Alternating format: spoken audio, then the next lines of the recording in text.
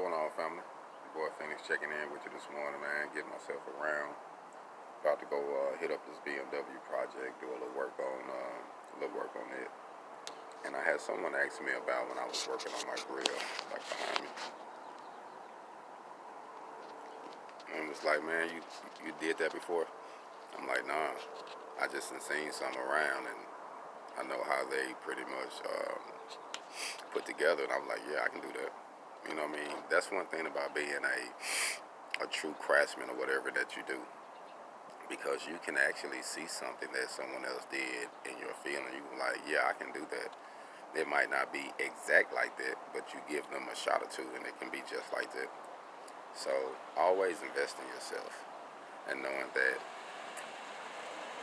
if you can see it and someone else that did it already, you can do it. So even though it seems like sometimes like you taking 3 steps forward and 2 steps backwards when you trying to get things off the ground, I get it. You know what I mean? I go through that all the time.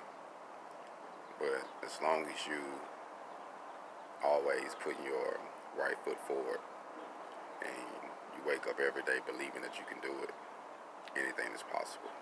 Hog on.